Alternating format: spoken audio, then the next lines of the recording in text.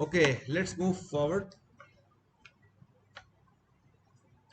थोड़ी सी history story शुरू हो रही है 1970 से। 1970 में रिलेशनल अलजेब्रा को यूज किया था ई कोड, रिसर्चर है जिसका रिलेशनल अलजेब्रा को यूज करके एसक्यूएल की जो फंडामेंटल्स हैं that fall under relational algebra, तो उसको यूज किया था। और फिर लेटर ऑन सिस्टम आर का नाम है एसक्यूएल। फिर 1979 में ओरेकल वाज इंट्रोड्यूस। फिर एसक्यूएल को स्टैंडर्डाइज किया गया, इसके स्टैंडर्ड बनाया गया क्योंकि बहुत सी एप्लीकेशन में यूज हो रही थी। फिर उसके बाद डिफरेंट एसक्यूएल के स्टैंडर्ड्स आए और करंटली जो है ना ये SQL is supported by most of the vendors. Standardise जब हो जाती है तो फिर एक ही कमांड आप दूसरे सर्वर पर यूज कर सकते हो, that will be benefit of standardise. तो काफी 1970 से ऑनवर्ड इसकी हिस्ट्री चल रही है। That's why it's one of the mature area in software. तो जैसे मैंने आपको बताया था कि it has three subsets, DDL, DML, DCL। DDL से क्या बनता है? Data definition language and commands that define database including creating, altering, dropping tables and establishing constraints। तो डेटाबेसेस क्रिएट करनी है या ड्रॉप करनी है, डिलीट करनी है, या टेबल क्रिएट करनी है, ड्रॉप करनी है, इस किस्म के जो क्रिएशन डिलीशन रिलेटेड काम होते हैं वो कमांड्स फॉल करती हैं under DDL। Second category is data manipulation. अब डेटा को जो मैनिपुलेट आपने करना है, कोई सबसेट क्रिएट निकालना है, उसे एक्सट्रैक्ट करना है, कोई डेटा मर्ज करके दो टेबल को मर्ज करके एक टेबल बनाना है, इस किस्म के सारे जो काम होते हैं दोस्त फॉल अंडर DML। और डेटा कंट्रोल लैंग्वेज में आप डिफरेंट एडमिनिस्ट्रेटिव राइट्स दे सकते हैं। आप कहते हैं फलां यूज़र को रीड एक्सेस देना है, फलां यूज़र को राइट एक्सेस देना है, इस किस्म के जो प्रिविलेजेस ग्रांट कर सकते हैं उसके लिए भी DCL बनाई गई है। जनरली ये जो डेटाबेस एडमिनिस्ट्रेटर होते हैं they are expert in DCLs। और जो आपके जो सॉफ्टवेयर प्रोफेशनल्स होते हैं दो दो they generally play with DDL and DML, mostly DML, क्योंकि डेटा के साथ खेलना है, आपने डेटा फैच करके अपनी स्क्रीन पे लेके आना है, डेटा सेव करके टेबल पे लेके जाना है। तो मोस्टली PSL में काम कर रहे होते हैं, थोड़ा बहुत DDL में काम कर रहे हैं। तो आपके डेटाबेस एडमिनिस्ट्रेटर हैं वो DCL में काम।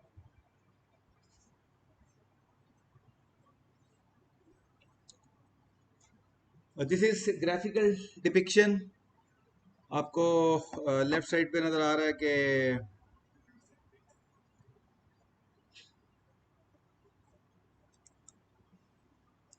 DDL, DML एंड DCL, इसमें आपको कुछ कमांड्स नजर आ रही हैं, create table, index, views, establish foreign keys, drop and truncate tables, इस किस्म के काम आ रहे हैं DDL में। DML में आ रहा है लोडिंग डेटाबेस, इंसर्ट करना, अपडेट करना डेटा को, डिफरेंट डेटाबेस को मैनिपुलेट करना विद सेलेक्ट कमांड, ये चीज़ें आ रही होती हैं DML में। और DCL में कुछ कमांड्स हैं, ग्रांट, ऐड, रिवोक, इस किस्म की कमांड्स होती हैं DCL के अंदर। तो जनरली मेंटेनेंस में DCL ज़्यादा यूज़ हो रही होती है, और बाकी इम्प्लीमेंटेशन में आपकी DML ज़्यादा यूज़ हो रही होती है। और फिजिकल जब डेटाबेस क्रिएट कर रहे होते हैं उसको DDL और DCL दो चीज़ें यूज़ हो रही होती हैं। Okay, so will start discussion. We'll start our discussion from DDL, that is data definition language। इससे आपको छोटी सी पिक्चर ऐसे नजर आ रहा है, जो इंपॉर्टेंट कमांड्स हैं इसकी, create, alter, rename, trinket, drop, ये कुछ कमांड्स हैं जो स्पेसिफिक हैं DDL से रिलेटेड। सो डेटा डेफिनेशन लैंग्वेज जो क्रिएट स्टेटमेंट्स हैं, तीन तरह की क्रिएट स्टेटमेंट नजर आएंगी आपको इसके अंदर, create database, create table and create view. Table और व्यू में क्या डिफरेंस है? Table versus view.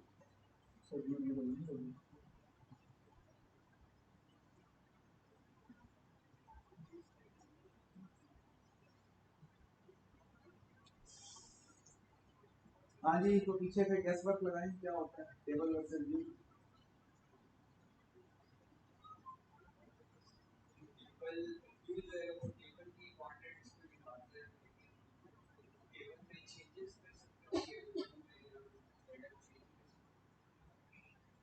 चलें, पार्शियली करेक्ट है। और एनी अदर? यस।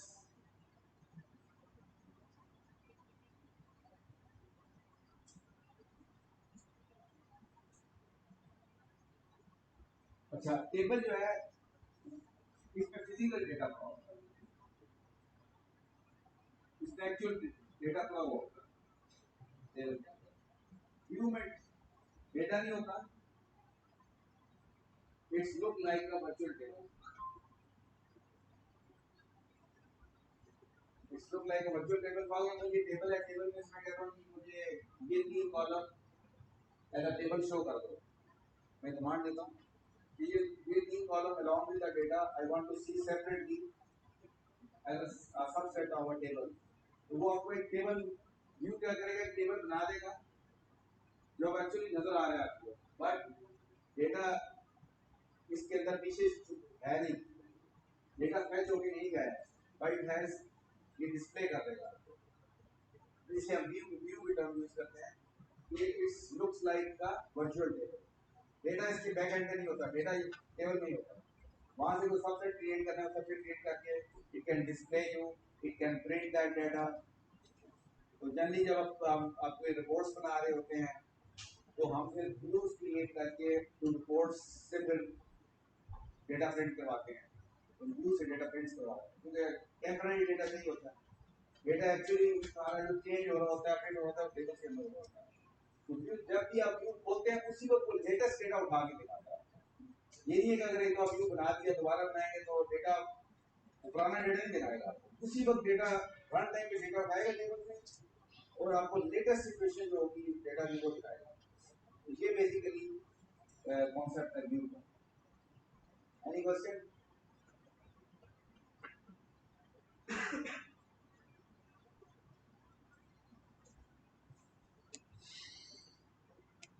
सिंपली अगर आप डेटाबेस की कमांड की बात करें तो create database, this is the simplest command. Create database और डेटाबेस का नाम आ गया है, और मैं कहता हूँ क्रिएट डेटाबेस पीडीएफसी, तो पीडीएफसी के नाम की है डेटाबेस बन जाएगी। This SQL statement creates a new database named PDFC using create database statement in SQL Server। SQL Server की जितनी कमांड है लेक्चर के अंदर, those are SQL Server commands को आप अगर कॉपी पेस्ट करेंगे तो चलेंगे। अच्छा, the new database will be created with a default setting। अब कुछ database create करते वक्त आप कुछ additional settings कर सकते हैं, लेकिन अगर आप सिंपल कमांड लिखेंगे तो जो डिफॉल्ट सेटिंग होगी वो उनके साथ ही डेटाबेस क्रिएट हो जाएगा। अब ये यहाँ पे एक मैंने लिंक दिया हुआ है एसक्यूएल स्क्रिप्ट डाउनलोड की, ये बुक की जो वेबसाइट है उस पे जो एक रेगुलर डेटाबेस जो एग्जांपल जो यूज हुई है डेटा बुक के अंदर, उन डेटाबेस का जो स्क्रिप्ट है वो यहाँ पर आता है। उस स्क्रिप्ट को आप अपना लोड करके एक्सपेरिमेंटेशन कर सकते हैं। मैं भी लेक्चर एलएमएस पे स्क्रिप्ट डाल दूंगा, उसके ऊपर जब रन करेंगे आपको डेटाबेस आपकी क्रिएट हो जाएगी। थोड़ा सा मैं बता दूंगा आपको।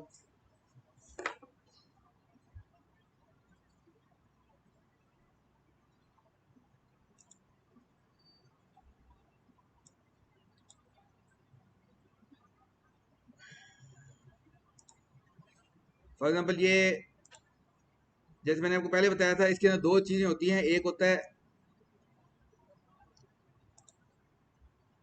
SQL server management studio. जब आप एसक्यूएल सर्वर इंस्टॉल करते हैं तो एक इसका डेटाबेस इंजन इंस्टॉल होता है और दूसरा एक मैनेजमेंट स्टूडियो इंस्टॉल होता है। इस वक्त मैंने मैनेजमेंट स्टूडियो खोला हुआ है, एसक्यूएल सर्वर कॉन्फ़िगरेशन मैनेजर, ये दो चीज़ें इंस्टॉल करनी होती हैं आपने। ये आपको सर्वर मैनेजर नज़र आ रहा है, यहाँ से आपको पता चलेगा, यहाँ से आप सर्वर को ऑन ऑफ कर सकते हैं। ये भी SQL server, MS SQL server नज़र आ रहा है कि इट इज़ रनिंग। तो ये सर्वर रन हो रहा होगा तो तब आपको यहाँ पे नज़र आएगा मैनेजमेंट कंसोल के अंदर। तो ये उसके बाद हम क्या करते हैं, इसको कनेक्ट करते हैं। ये भी जब खोलेंगे तो इस तरह होगा, आप एक कनेक्ट करेंगे, इसको कनेक्ट करेंगे तो डेटाबेस इंजन, सर्वर का नाम, अब ये सर्वर नेम है जो इंस्टॉल किया हुआ है, ये जो कंप्यूटर का नेम होता है वही सर्वर नेम बन जाता है। एंड अगर आप कनेक्ट करेंगे तो डेटाबेस कनेक्ट हो जाएगा और ये मेन्यू इसके अंदर खुल जाएंगे। डेटाबेसिस का मेन्यू है, सिक्योरिटी, सर्वर ऑब्जेक्ट्स, एप्लीकेशन, बहुत सी चीज़ें हैं इसके अंदर। डेटाबेसिस मेन्यू खोलेंगे तो इसके अंदर आपको सिस्टम डेटाबेसिस, डेटाबेस स्नैपशॉट नजर आएंगे और जो यूज़र डिफाइंड डेटाबेसिस हैं वो आपको नीचे नजर आएंगी। अब यहाँ आपको नजर आ रहा है कि PVFC जो बुक वाली डेटाबेस है वो मैंने यहाँ पे स्क्रिप्ट रन करके लोड की हुई है। अगर इस डेटाबेस को हम खोलते हैं तो ये आपको काफ़ी सारे टेबल नज़र आ रहे हैं। आपको ज़्यादातर जो एग्जांपल्स आपको नज़र आएंगी बेसिक एसक्यूएल में, वो 4 टेबल ये यूज़ हो रहे हैं। Customer table T, order T table, order 9 table, product table. इन 4 टेबल्स को हमने काफ़ी सारी डिज़ाइन में भी एग्जांपल्स देखी हुई हैं। तो यहाँ पे अगर आपको नज़र आ रहा है कि एक तरफ की बनी हुई है, एक तरफ इनफाइनाइट सिंबल है, तो की side is one, infinite side is many. इसका मतलब है customer has one two many relationship with order T table and product has one two many relationship with order T table.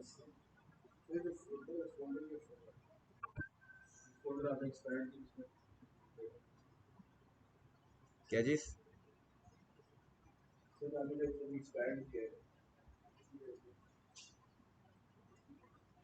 ये मैंने टेबल को expand किया है। ये डेटाबेस है, डेटाबेस के अंदर मैंने टेबल एक्सपेंड किया है, तो टेबल के अंदर ये टेबल नजर आ रहे हैं सारे। इसके अंदर टेबल पड़ा हुआ है। ये जो टेबल है ना, ये डेटाबेस है। डेटाबेस की डायग्राम, आप मल्टीपल डायग्राम बना सकते हैं। जैसे एक डायग्राम ये मैंने बनाई हुई है, इसे और भी डायग्राम बना सकते हैं। राइट क्लिक करके आप you can create multiple diagrams. आप कहते हैं ये इन मल्टीपल व्यूज बनाते हैं, ये 4 टेबल है इनकी एक डायग्राम, ये 6 टेबल है इनकी अलग डायग्राम, सारी भी बना सकते हैं। फॉर एग्जांपल मैं राइट क्लिक करता हूँ यहाँ पे, तो ऐड टेबल करूँगा तो सारे टेबल नजर आ रहे हैं। कोई टेबल में ऐड करना चाहो तो उस डायग्राम में ऐड कर सकता हूँ, but I can create multiple diagrams. हाँ हाँ, व्यूज मैं आगे डिस्कस करूंगा आपके साथ। फिलहाल टेबल पे फोकस है मेरा, बाकी चीज़ों पे नहीं जा रहा क्योंकि बहुत कुछ है इसके अंदर। तो टेबल्स, इसके अंदर टेबल का फोल्डर नजर आ रहा है आपको। टेबल के फोल्डर को एक्सपेंड करूंगा तो जो मैंने टेबल्स क्रिएट किए वो सारे इसके अंदर नजर आ रहे हैं मुझे। ये बहुत सारे टेबल नजर आ रहे हैं। फॉर एग्जाम्पल इसके अंदर जो बिल्ट इन कुछ कमांड हैं, जैसे मैं कस्टमर टेबल का देखना चाह रहा हूँ, इसमें डेटा किस किस्म का पड़ा हुआ है, तो आई कैन सेलेक्ट टॉप 1000 रोज, तो टॉप की 1000 रोज नजर आ जाएंगी। तो ये देखिए सारी रोज डिस्प्ले हो गई हैं, इसके अंदर जो डेटा पड़ा है वो मुझे नजर आ रहा है। और ये एसक्यूएल कमांड है जो एग्जीक्यूट हुई है, जिसकी वजह से ये डेटा फैच होके और डिस्प्ले हो गया।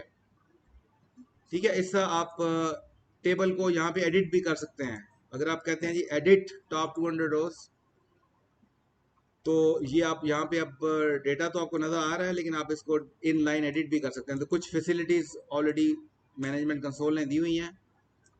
जनरली एज अ प्रोग्रामर आप डेटा यहाँ पे एडिट नहीं करते, आपने प्रोग्रामेटिकली GUI में डेटा एडिट करना होता है। बट आप कुछ डेटा को फाइन ट्यून करना है थोड़ा बहुत, तो आप यहाँ पे कर सकते हैं। तो आपको ये डेटा नजर आ रहा है, कौन सा टेबल है ये? कस्टमर टेबल है। इसके अलावा आपको और भी कुछ चीज़ें नजर आएंगी। फॉर एग्जाम्पल स्क्रिप्ट टेबल नजर आ रहा है आपको।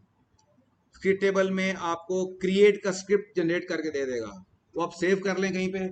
उस टेबल को जब भी आप एग्जीक्यूट करेंगे तो टेबल क्रिएट हो जाएगा। फॉर एग्जाम्पल मैं स्क्रिप्ट दिखाता हूँ आपको, क्योंकि अभी मैं सिंटैक्स डिस्कस नहीं कर रहा, सिर्फ आपको एक ओवरव्यू दे रहा हूँ कि एक क्रिएट का स्क्रिप्ट जनरेट हो रहा है।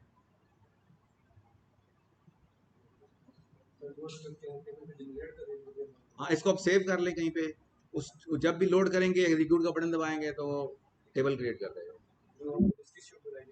जिस डेटाबेस में, डेटाबेस सेलेक्ट करनी पड़ती है। तो ये देखिए क्रिएट टेबल का पूरा एक सिंटैक्स आ गया, इसने जनरेट कर दिया। अब इसको एग्जीक्यूट यहाँ से कर सकते हैं। जैसे ही एग्जीक्यूट करेंगे तो टेबल जो डेटाबेस, ये यूज पीवीएफसी, ये डेटाबेस हम सेलेक्ट कर रहे हैं कौन सी डेटाबेस में क्रिएट करना है।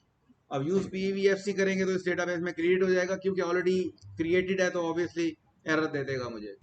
लेकिन अब ये करते हैं कि आप सेव कर लेते हैं, ये स्क्रिप्ट सेव कर लें आप।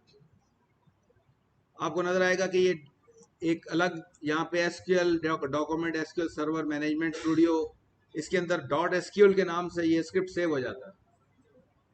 जैसे मैंने कुछ स्क्रिप्ट सेव किए हुए हैं, Pine Valley create database, Pine Valley insert data, query database with customer setting, ये सब मैंने कुछ स्क्रिप्ट सेव किए हुए हैं।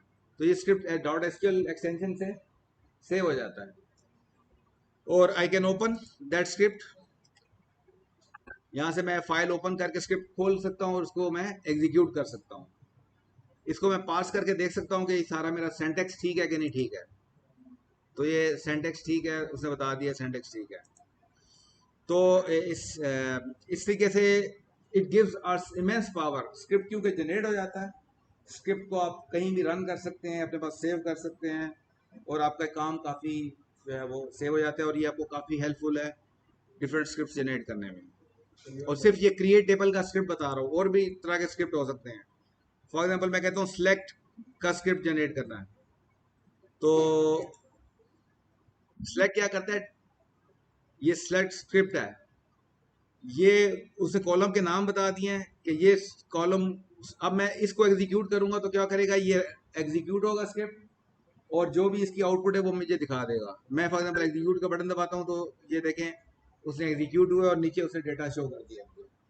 आप जनरली जब आप सॉफ्टवेयर डेवलपर के तौर पे काम करते हैं तो सिलेक्ट के स्क्रिप्ट, इंसर्ट के स्क्रिप्ट आप यहाँ से कॉपी पेस्ट करके अपने कोड में एम्बेड करते हैं और फिर वो कोड के अंदर आप उसको एग्जीक्यूट करते हैं, तो ये फिर पीछे ये कोड एग्जीक्यूट हो जाता है। तो ये जो भी हमारी लैंग्वेजेस होती हैं, सी शार्प हो गई, जावा हो गई, पाइथन होगी, इसके अंदर आपने एसक्यूएल को script as a string embed करना होता है।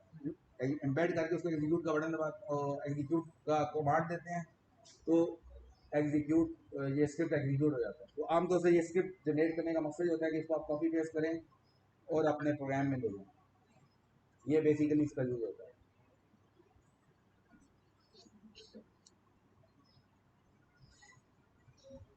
इस आपको और भी कई तरह के मिल जाएंगे स्क्रिप्ट टेबल के। ये आपको इंसर्ट का स्क्रिप्ट है, अपडेट का स्क्रिप्ट है, डिलीट का स्क्रिप्ट है, ये सारे स्क्रिप्ट मिल जाते हैं आपको।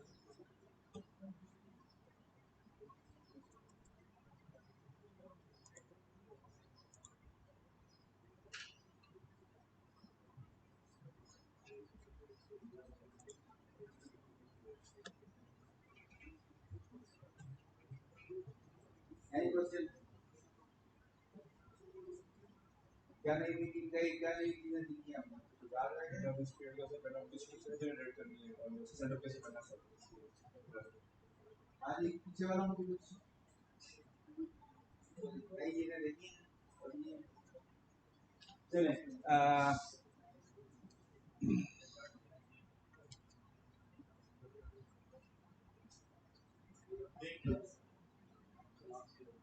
क्या हुआ है?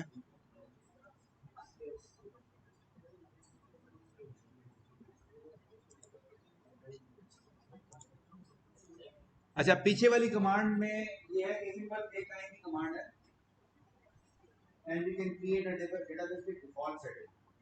अगर हम कोई सेटिंग खुद करना चाहते हैं तो फिर हम ज्यादा एलेबरेट कमांड भी दे सकते हैं। This is an example of an elaborate command with default setting. आपको नजर आ रहा है कि इसमें जो डिफॉल्ट सेटिंग है, आप फाइल का नाम एक तरह की स्ट्रिंग है, किस जगह पे फाइल सेव होगी वो आप अपनी मर्जी की दे सकते हैं। आप साइज बता सकते हैं, इनिशियल साइज क्या होना चाहिए डेटाबेस का, फिर मैक्सिमम साइज अनलिमिटेड है लेकिन आप इसको रिस्ट्रिक्ट कर सकते हैं। File growth 65 MB। ग्रोथ का कॉन्सेप्ट ये है कि जब आपका डेटाबेस ऐसा ऐसा फिल हो रहा होता है तो जब ये जो आपका इनिशियल साइज फुल होने लगेगा तो वो फिर ऐसा ऐसा ग्रो करता है। ग्रो का स्टेप क्या होगा, कितने, तो जैसे ही आपको ऑटोमेटिकली ग्रो करती है। अगर आपका डेटा फुल हो गया ये वाला, तो क्या होगा, 65 एमबी का जंप लगेगा और 65 एमबी डेटा बढ़ जाएगा, तो आपका साइज अच्छा होगा। ये ग्रोथ चीज ये चीज है। फिर डेटाबेस के अंदर दो तरह की फाइलें बनती हैं। एक तो ये डेटाबेस फाइल है जो एक्चुअली जिसमें डेटा जा रहा होता है, और दूसरी होती है लॉग फाइल। लॉग फाइल का भी अपना लोकेशन आ रही है, तो फाइल आ रहा है डॉट लॉग के नाम से, और उसका भी आप साइज और इसमें एडजस्ट कर सकते हैं। तो आप ज़्यादा एलेबरेट अपनी सेटिंग करनी चाहें तो आप इस तरह की एलेबरेट कमांड भी डेटाबेस क्रिएट करने के लिए दे सकते हैं। आप ये भी कर सकते हैं कि डिफॉल्ट सेटिंग से डेटाबेस क्रिएट करें, बाद में उसको अल्टर करें डेटाबेस को, और ये उसके साइजेस एडजस्ट करें, ये भी किया जा सकता है। साइज और फाइल को क्या करें, ये साइज साइज और फाइल को साइज और फाइल है। हाँ, ग्रोथ में बताया था, दोबारा बताता हूँ। ग्रोथ में ये है कि फॉर एग्जांपल ये हमारा आ रहा है तकरीबन 8 MB है, तकरीबन 8 MB साइज। जो इनिशियल साइज है डेटाबेस स्पीड है उसको 8 MB उसका साइज होगा। अब जब आप डेटाबेस फिल करना शुरू करेंगे तो ये कभी ना कभी फुल हो जाएगी स्पेस। जब डेटाबेस फुल हो जाएगी तो इसमें ऑटोमेटिकली ग्रो करेगी फाइल, तो इस स्टेप के साथ ग्रो करेगी। यानी कि इसमें 65 MB का जंप मिलेगा, तो इसमें प्लस हो जाएगा 65। तो आप ग्रोथ साइज के जब डेटाबेस ग्रो करते हैं तो किस स्टेप से ग्रो करें, ये वो वाला साइज होता है।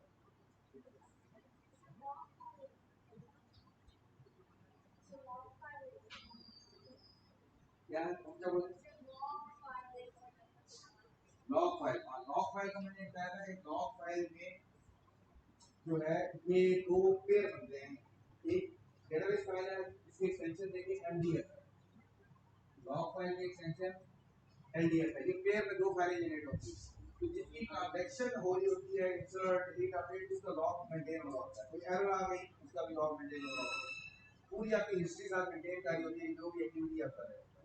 It is obviously for audit reasons, क्योंकि डेटाबेस सिस्टम के साथ बड़ा elaborate auditing mechanism in place होता है, व्हिच इज स्टैंडर्डाइजेशन रिक्वायरमेंट है।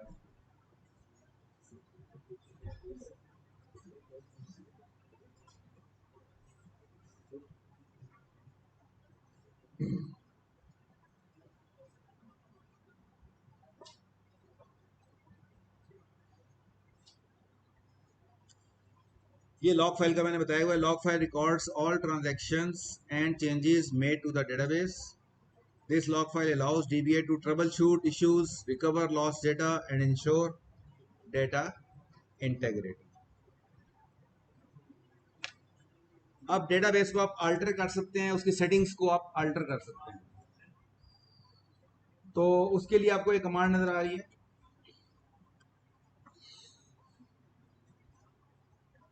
भाई रमजान खत्म हो गया, ये रोजे वाले सरकार, क्या नाम है आपका, रोजे वाली सरकार, आखिरी रो, आगे आगे, आपसे मोहब्बत हो गई है मुझे यार।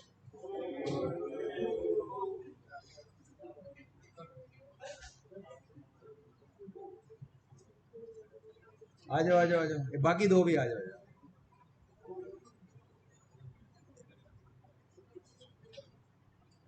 आ जाओ, तीनों आ जाओ।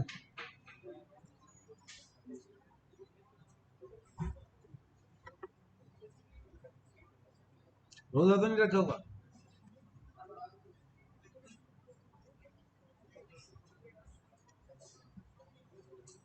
वहाँ भी बैठ सकते हैं, यहाँ भी बैठ सकते हैं। नॉर्मल फॉर्म का कुछ थोड़ा सा काम है, काइंडली कर सकते हैं।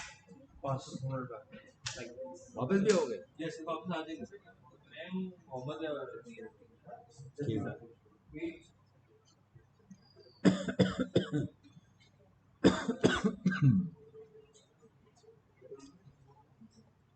अगर आप यहाँ बैठना चाहें तो यहाँ भी बैठ सकते हैं। वैसे आप तो माशाल्लाह मॉडर्न माहौल चल रहा है आपका, ठीक है यार, क्या बात। तो डेटाबेस की सेटिंग्स को अल्टर करना है तो this is the command alter database. Database का आगे नाम आ जाएगा, मॉडिफाई फाइल, और ये फॉर एग्जांपल हम पीवीसी फाइल का नाम है। मैक्सिमम साइज को मैं चेंज कर रहा हूँ, जो साइज दूंगा वो साइज हो जाएगा। इसका फाइल ग्रोथ की सेटिंग मैंने चेंज कर दी है। एंड पे देखिए हर एक के सेमी कॉलन लगता है, तो सी प्लस प्लस यूज करने वाले तो नहीं बोलेंगे, सेमी कॉलन लगता है एंड पे, ठीक है। ओके, तो this is syntax for altering database settings. Database delete करनी है, again a simple syntax, delete database and the name of database. अच्छा, इसमें स्क्वायर ब्रैकेट भी यूज कर सकते हैं आप कहते हैं कि डिलीट डेटाबेस, कैपिटल होना भी जरूरी नहीं है, square bracket PVFC. Square bracket recommended approach है कि आप स्क्वायर ब्रैकेट यूज करें, लेकिन इट इज ऑप्शनल। आपको से कहीं डेटाबेस के नाम में स्पेस है या कोई और स्पेशल कैरेक्टर यूज कर रहे हैं तो वो फिर स्क्वायर ब्रैकेट में डालेगा, फिर वो एक्सेप्ट कर लेगा। तो this is one of the reason square bracket आप यूज कर सकते हैं। And using square bracket in SQL server at least is a recommended way. जो आपके वो स्क्रिप्ट जनरेट कर रहा होता है वो ऑटोमेटिकली स्क्वायर ब्रैकेट सारे लगाए होते हैं स्क्रिप्ट में। अच्छा, डेटाबेस ड्रॉप करने का अगर आपने एक्सपेरिमेंट करना है तो हो सकता है यू गेट एन एरर। उसके कुछ रीजन है, हो सकते हैं डेटाबेस की रिव्यूज ये वजह हो सकती है, इनसफिशिएंट परमिशन, हो सकता है आपको परमिशन हो डेटाबेस को, क्योंकि ये डिस्ट्रक्टिव स्टेप है। तो डिस्ट्रक्टिव स्टेप जो होता है उसके अंदर आपको एक्स्ट्रा प्रिविलेज चाहिए होती है और आपको वार्निंग वगैरह भी देना है। Database does not exist already very, file system permissions का इशू हो सकता है। फाइल सिस्टम का मतलब है कि ऑपरेटिंग सिस्टम में, और इस सिस्टम में उस फोल्डर के अंदर होता है परमिशन का इशू हो सकता है। रेप्लिकेशन इज अनेबल्ड, रेप्लिकेशन को पहले आप खत्म करेंगे फिर ही आप यूज करेंगे। तो रेप्लिकेशन का मतलब दो डेटाबेस से रेप्लिकेट हो गया, वो आपको चेक करेगा। वो database is being restored, already जो प्रोसेस चल रहा है वो आपको नहीं करना।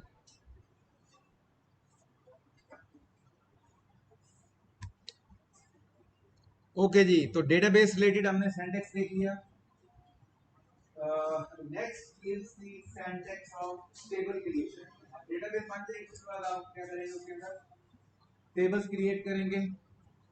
तो ये एक आपको ओरेकल का सिंटैक्स नजर आ रहा है डेटाबेस का।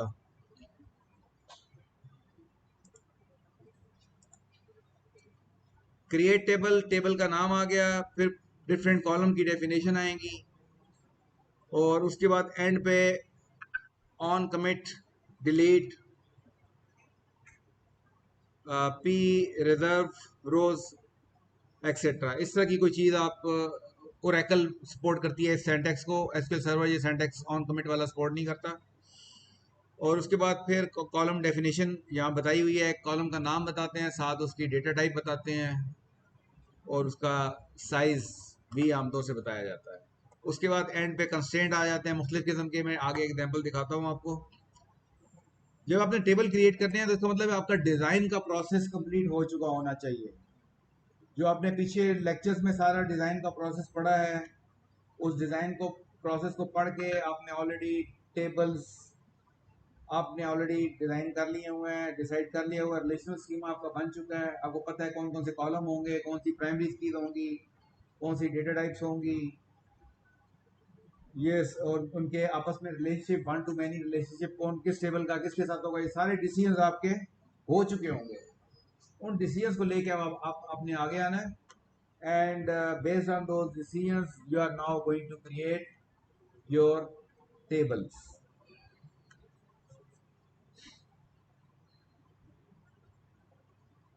अच्छा जी, अब आ जाएं ये for example this is an example from the book, जो मैंने अभी आपको इसको सर्वर का स्नैपशॉट भी दिखाया है। Customer can have many orders, underline primary की शो कर रही है, कस्टमर की जो प्राइमरी की है वो कस्टमर आईडी है, और इसकी फॉरेन की कहाँ जाएगी,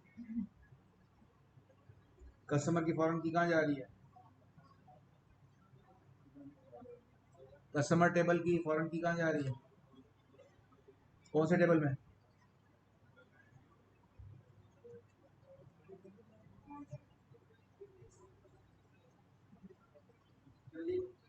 इसकी एक प्राइमरी की है, इस प्राइमरी की फॉरेन की कहाँ जाएगी,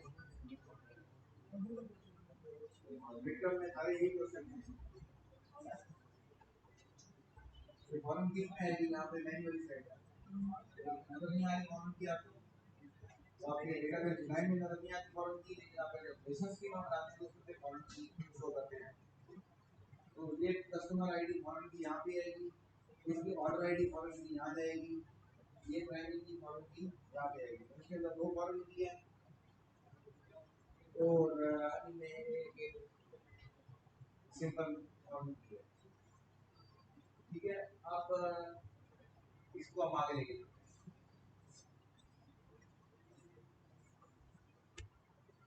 ये एसक्यूएल सर्वर का स्नैपशॉट है। तो यहाँ पे आपको, क्योंकि रिलेशनल स्कीमा, तो आपको यहाँ पे कस्टमर आईडी ये आगे की बनी हुई है, प्राइमरी की, लेकिन यहाँ पे भी कस्टमर आईडी नजर आ रही है, तो मतलब है कि ये हमें कॉलम की यहाँ पे नजर आ रही है। अगर यहाँ पे आप रिलेशन पे प्रॉपर्टीज चेक करें तो आपको वहाँ पे शो नजर होता है, मैं दिखाता हूँ आपको।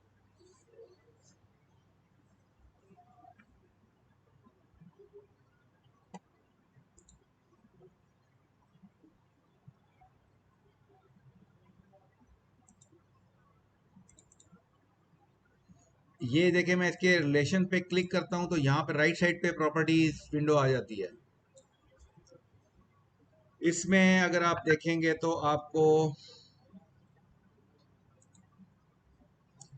ये नजर आ रहा है, फॉरेन की ऑर्डर टी टेबल के अंदर है, फॉरेन की का कॉलम कस्टमर आईडी है, इसकी बात हो रही है, और प्राइमरी की बेस टेबल कस्टमर टी है ये वाला, और प्राइमरी यूनिक की जो कस्टमर आईडी है ये वाली।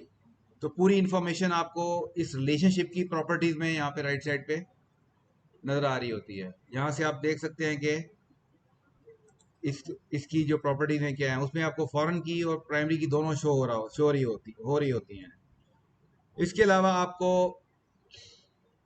इंसर्ट अपडेट स्पेसिफिकेशंस नजर आएंगी, डिलीट रूल्स, आपको याद होगा कि अपडेट और इंसर्ट के हमने वो पढ़े थे कि इसमें रूल कौन सा है।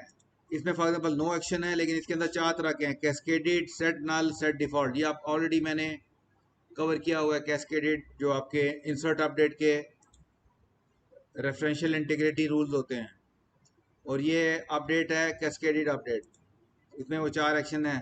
बाय डिफॉल्ट ये सिलेक्ट हुआ हुआ है, but you can change, you can select one out of four. तो these all are the properties of a relation. इसकी अलग से नजर आएंगी आपको यहाँ पे, और इसकी प्रॉपर्टीज आपको अलग से नजर आएंगी।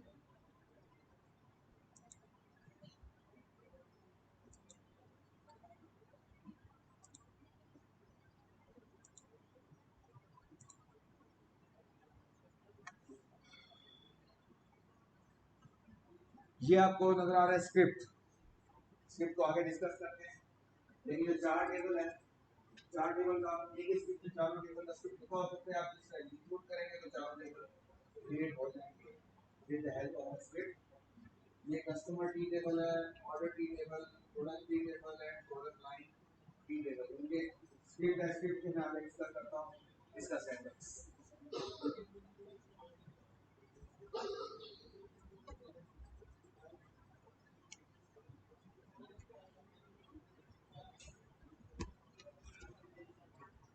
ओके जी, तो एक मैं पीरियड और लूंगा, 2 पीरियड लेने हैं आज, है ना आपके नॉलेज में?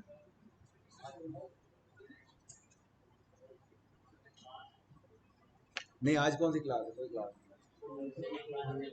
ये आपके सीआर के साथ कोऑर्डिनेट किया हुआ है?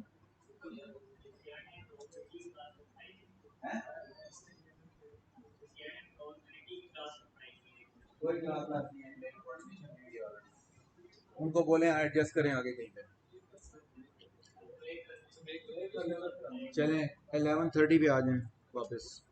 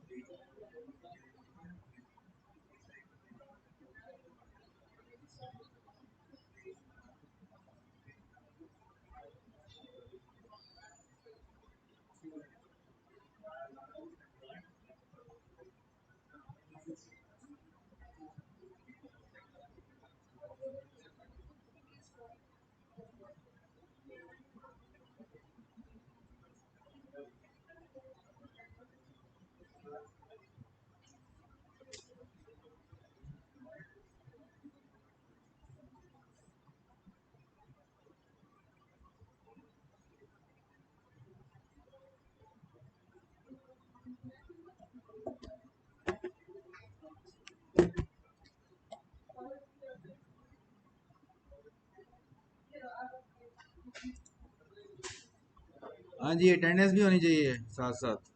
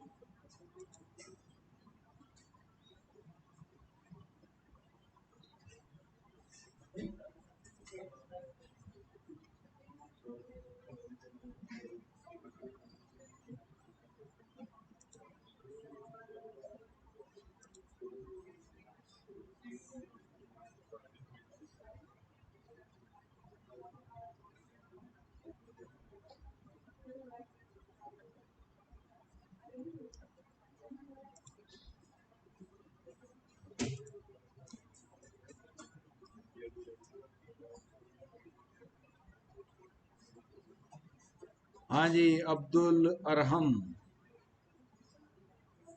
कहाँ गायब है? अब्दुल्ला उपाल, अहमद रजा, अली नवाब,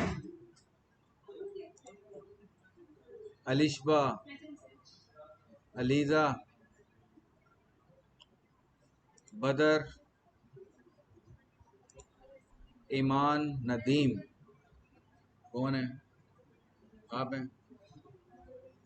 ईमान, इश्तियाक, फैजान, एजाज, फातिमा, हिरा, इरशाद, ईमान, कैसर, इराज, इरज, इरज है, इराज है, ख्वाजा मुराद, मीर मोहम्मद,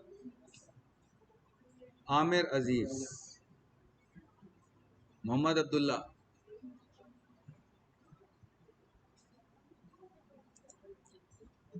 मोहम्मद अब्दुल्ला एहसान,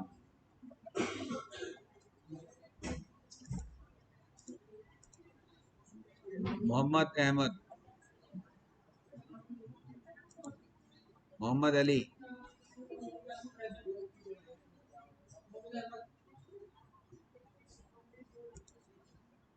मोहम्मद हसन जावेद, मोहम्मद राफे, सैफ, सलमान, तैमूर, तलहा, उमर, जकरिया, आरिज, कमर, रबाहा, सीरत, सिप्ते, नजम, ओन, इर्तदा, उजैर, आप हैं,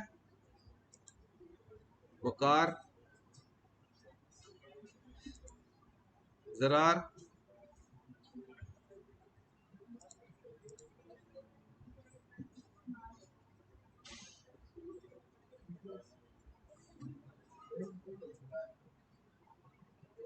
आई में, ई में आप,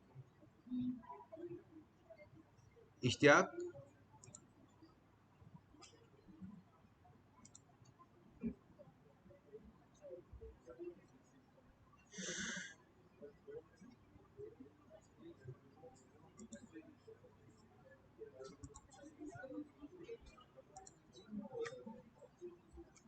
ओके जी, आगे बढ़ते हैं।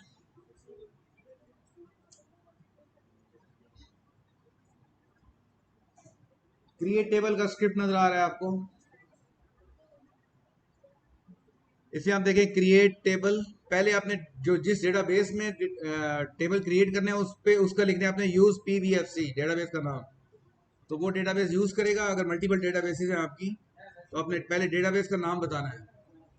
गो करेंगे तो वो डेटाबेस सिलेक्ट हो जाएगी। उसके बाद क्रिएट टेबल का सिंटैक्स आ रहा है, and the table name customer T, then आपका ये ब्रैकेट शुरू हो रहा है, और ये जितने आपके इंफॉर्मेशन कॉलम की इंफॉर्मेशन होती है सारी ब्रैकेट के अंदर होती है। तो ब्रैकेट बुनियादी चीज है, एंड पे सेमी कॉलम भी नजर आ रहा है आपको। अब पहला कॉलम आ रहा है कस्टमर आईडी, इसकी डेटा टाइप है integer, and then is identity 1,1, then not null. Identity में दो चीजें हैं, seed comma increment. Identity column कौन सा होता है, क्या करता है ये? Identity is a commonly used with primary key column when you want to auto increment the row id. dbms automatically insert next number when you add a new row. तो अगर आपने एक्सेस यूज की हुई है तो उसके अंदर data type होती है ऑटो नंबर की, it is equivalent of that, लेकिन इसको ज्यादा फाइन ट्यून कर सकते हैं। इसका 1,1 का मतलब ये है कि ये पहली रो को कौन सा नंबर असाइन होगा, 1, ये सीड नंबर है। और इंक्रीमेंट 1 है, इसका मतलब है नेक्स्ट रो को 2 असाइन होगा। अगर यहाँ पे 10 लिखा होता तो सीट, तो अगली रो को 10 असाइन होता, फिर 20, 30। तो ये इंक्रीमेंट है, 1,1 first is seat and other one is increment. तो इसका मतलब ये हुआ कि जो ऑटो नंबर, जब आपने कोई डेटा इंसर्ट करना है तो आपने ऑटो नंबर आइडेंटिटी फील्ड में डेटा इंसर्ट नहीं करना। उसमें डेटा जो आपका डीबीएमएस है वो ऑटोमेटिकली इंसर्ट करती है। उसमें अगर आपने डेटा इंसर्ट करने की कोशिश की, it will give you an error and yet your data will not be inserted. ये इसके पीछे जो है आपने कॉन्सेप्ट याद रखना है। नॉट नल का मतलब ये है कि आप इसको नल नहीं छोड़ सकते। अगर आप ये, इसमें तो खैर ऑटोमेटिकली डेटाबेस इंसर्ट कर देगी, लेकिन जैसे अगला कॉलम है, कॉलम नेम, कस्टमर नेम, इसकी डेटा टाइप है एन वारचार, और इसकी डेटा टाइप है 25, और आगे नॉट नल लिखे। इसका मतलब है कि जब आप डेटा इंसर्ट करेंगे तो किसी भी रो के अंदर कस्टमर नेम को आप नल नहीं छोड़ सकते, आपको कस्टमर नेम देना जरूरी होगा। ये जो रिस्ट्रिक्शन है ये डेटाबेस मैनेजमेंट सिस्टम इम्पोज करेगा आपके ऊपर। आपको डेटा इंसर्शन नल इस कॉलम में किसी भी रो में नहीं करने देगा। Is it clear? ठीक है। बाकी कॉलम आ रहे हैं नजर आपको। कस्टमर एड्रेस, किसी के आगे नॉट नल नहीं लिखा हुआ, इसका मतलब है कस्टमर एड्रेस को आप ब्लैंक छोड़ सकते हैं, कस्टमर सिटी ब्लैंक छोड़ सकते हैं, कस्टमर स्टेट ब्लैंक छोड़ सकते हैं, कस्टमर पोस्टल एड्रेस इसको ब्लैंक छोड़ सकते हैं। तो इस तरीके से आपने हर कॉलम नेम के बाद अपने कॉमा लगाना है। ये इसमें जो डबल डैश के साथ नजर आ रहा है आपको, दिस इज कमेंट लाइन। तो आप कमेंट इस तरीके से दे सकते हैं इसको स्क्रिप्ट के अंदर डबल डैश के साथ, और हर कॉलम के बाद आपने कॉमा लगाना है। तो सारे कॉलम्स देंगे, डेटाबेस आपको डेटा टाइप्स नजर आ रही है, इंटीजर, एन वार चार, एन वार चार, एन वार चार, और these are different data types which are supported by SQL server. और इसको मैं आगे डिस्कस करता हूँ। इसके बाद आपने प्राइमरी की किसी एक टेबल के आपने कंस्ट्रेंट लगाना है कि किस टेबल कॉलम को प्राइमरी की बनाना है। तो उसके लिए आप सबसे पहले कीवर्ड यूज करते हैं। सारे टेबल के नाम देने के बाद आप कंस्ट्रेंट डिक्लेयर कर रहे हैं। कंस्ट्रेंट का नाम है ये प्राइमरी की कस्टमर टेबल। आप कंस्ट्रेंट को कोई नाम स्पेसिफाई करते हैं। Then you are specifying a keyword primary key, primary space key, फिर आप क्लस्टर डिक्लेयर कर रहे हैं, एंड देन किस कॉलम को आपने प्राइमरी की डिक्लेयर करना है। तो ये ऊपर जो कॉलम नजर आ रहा है आपको कस्टमर आईडी, इस कस्टमर आईडी को हमने प्राइमरी की डिक्लेयर किया है। ठीक हो गया। आमतौर से जो प्राइमरी की होती है एसक्यूएल सर्वर में उसको हम क्लस्टर्ड डिक्लेयर करते हैं। क्लस्टर्ड का मतलब है कि प्राइमरी की पे जिस टेबल को, जिस कॉलम को प्राइमरी की डिक्लेयर किया जाता है उस पर इंडेक्स क्रिएट हो जाता है। इंडेक्स क्रिएट होने का मतलब यह है कि उस पर सॉर्टिंग हो जाती है, उस कॉलम पे सॉर्टिंग हो जाती है। तो इसका मतलब है कि कस्टमर आईडी पे जो भी नंबर आएंगे इस पे डेटा जब भी आप खोलेंगे डेटा आपको प्राइमरी की पे सॉर्टेड मिलेगा। जब भी डेटा खोलेंगे टेबल का it will be sorted on the primary की। क्लस्टर्ड का मतलब ये होता है कि डेटा आपका ऑलरेडी उसी तरीके से ऑर्गेनाइज होता है जिस तरीके से प्राइमरी की में डेटा है, यानी सॉर्टेड फॉर्म में ही डेटा आपका स्टोर होगा। आपका डेटा प्राइमरी फॉर्म में ही स्टोर होगा और आमतौर से ये ट्री की फॉर्म में स्टोर हो रहा होता है। ट्री का जो कॉन्सेप्ट हमने पहले डिस्कस किया था, ट्री इंडेक्सिंग। तो डेटा आपका जब क्लस्टर्ड फॉर्म में होता है तो डेटा आपका स्टोरेज फॉर्म में होता है, ट्री की फॉर्म में। मकसद क्या है कि आपको डेटा को सर्च करना, रैपिडली आप सर्च कर सकते हैं। तो डेटा ऑर्गेनाइज इस तरीके से होता है, तो that is called a clustered form. अब आपकी जैसे अपने सॉर्टिंग कई दफा एक्सेल वगैरह में की होगी तो सॉर्टिंग आप मल्टीपल कॉलम पे कर सकते हैं, ऐसे ही है।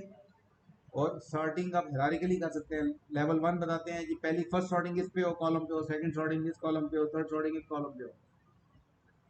तो उसमें जो टाइप लेवल ऑफ सॉर्टिंग है वो आप अगर कंपोजिट प्राइमरी की बनाए तो फिर आपकी सॉर्टिंग उस तरीके से ऑटोमेटिकली आपका डेटा उस तरीके से ही ऑर्गेनाइज हो जाएगा। लेकिन अगर आपको सॉर्टिंग किसी और फॉर्म में चाहिए, बाय नेम चाहिए, फॉर एग्जांपल कस्टमर नेम पे चाहिए, तो फिर आप उस पे भी इंडेक्स, कस्टमर नेम पे भी इंडेक्स क्रिएट कर सकते हैं, लेकिन all those indexes will be non clustered. इसका मतलब है कि उसका इसमें तो डेटा एक्चुअली इस फॉर्म में सेव हो गया। अगर आप कस्टमर नेम पे इंडेक्स क्रिएट करते हैं तो इसका सेपरेट ट्री बनेगा और सेव हो जाएगा। ठीक है। इस और इसके साथ जो मैपिंग हो जाएगी, और अगर इसकी मैपिंग इसके साथ हो जाती है, इसकी मैपिंग इसके साथ हो जाती है, तो जब आप कस्टमर बाय कस्टमर नेम कोई चीज सर्च करने की कोशिश करेंगे तो पहले इस ट्री में वो नेम ढूंढेगा, क्योंकि इस ट्री में वो सॉर्टेड ना कस्टमर नेम सॉर्टेड पड़ेगा। यहाँ से ढूंढेगा और यहाँ से पॉइंटर उसको मिल जाएगा, वहां से जाके वो नेम को फैच कर लेगा। तो क्योंकि ये टेबल सेपरेटली सेव होते हैं, these tables are called non-clustered, non-clustered index। ये सेपरेटली सेव हो जाते हैं। नॉन जो आप अगर मैं समराइज करूँ इसको, तो क्लस्टर्ड इंडेक्स में ऑलरेडी टेबल का डेटा क्लस्टर्ड इंडेक्स के मुताबिक सेव होता है, लेकिन नॉन क्लस्टर्ड इंडेक्स जब आप किसी कॉलम पे क्रिएट करते हैं तो उसका ट्री सेपरेटली सेव हो रहा होता है, उसका इंडेक्स सेपरेट बनता है और उससे पॉइंटर बन जाते हैं एक्चुअल डेटाबेस के रोज के साथ। तो आप इसके जरिए सर्च करेंगे तो आप नॉन क्लस्टर्ड, ये सारे नॉन क्लस्टर्ड इंडेक्स होंगे, और एक जो क्लस्टर इंडेक्स है वो एक क्लस्टर इंडेक्स हो, किसी भी टेबल का एक क्लस्टर इंडेक्स हो सकता है, और बाकी फिर जितने भी नॉन क्लस्टर्ड इंडेक्स आप बनाना चाहें वो आप बना सकते हैं। ठीक है, इज इट क्लियर? एक क्लस्टर इंडेक्स हो सकता है और आप नॉन क्लस्टर इंडेक्स किसी और कॉलम पे आप क्रिएट कर सकते हैं। कस्टमर नेम पे कर सकते हैं, नॉन क्लस्टर्ड कस्टमर एड्रेस पे, सिटी पे, but these indexes will be stored separately. जो क्लस्टर्ड होगा आमतौर पर हम ये करते हैं कि जो प्राइमरी की होती है, प्राइमरी की का इंडेक्स हम क्लस्टर्ड करते हैं। तो बाकी नॉन प्राइमरी की का जो इंडेक्स अगर बनाने होंगे वो फिर नॉन क्लस्टर्ड। नॉन क्लस्टर्ड उसको बनाने जरूरी पर होते हैं कि फॉलोइंग आपको कहीं नहीं बार-बार उसको सर्च करना पड़ रहा है। तो फिर जब नॉन क्लस्टर्ड इंडेक्स बना लेते हैं ना, तो आपको फिर उसको सर्चिंग आसान हो। तो आपने नॉन क्लस्टर्ड इंडेक्स जहाँ जोड़ दो थे तो उसके लिए क्रिएट किया हर एक के लिए वो रेपिटी कोई कस्टमर नेम यूज कर रहे हैं जिसका नहीं तो आप दूसरे का यूज नहीं करेंगे। So there will be only one cluster index and there can be multiple or primary key and there can be multiple non-cluster indexes on non-primary key columns. Clear है?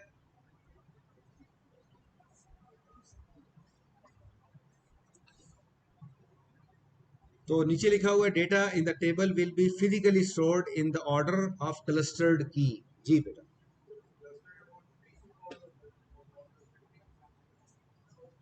क्लस्टर जो है ना वो क्लस्टर इंडेक्स किस की में create करते हैं ना वो उसके मुताबिक डेटा ट्री की फॉर्म में बैकएंड में स्टोर करते हैं।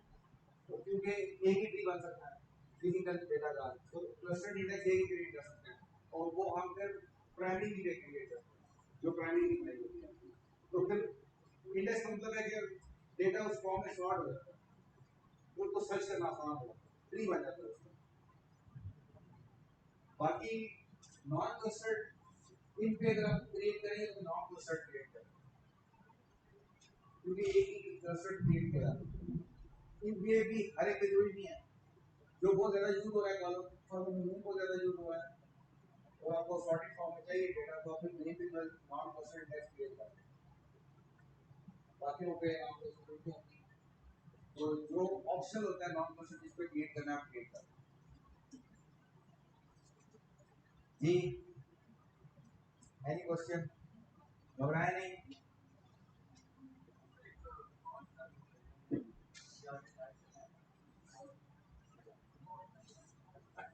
किसकी बात कर रहे हैं? नॉट नल की बात कर रहे हैं। हाँ क्या क्वेश्चन है?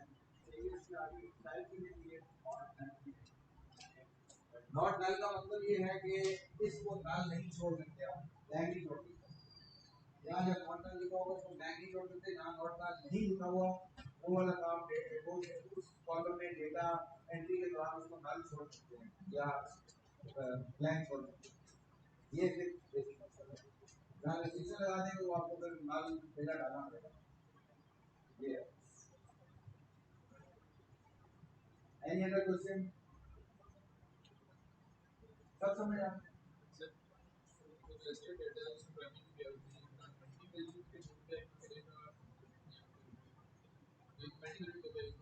नहीं मल्टीलाइन का कॉन्सेप्ट तो यहाँ पे कोई नहीं, सिंपली ये है कि जिस फॉर्म पे आप जिस कॉलम पे आप cluster primary index cluster index create करेंगे ना तो पूरा जो टेबल का डेटा है वो वो ट्री उसके मुताबिक बन जाएगा।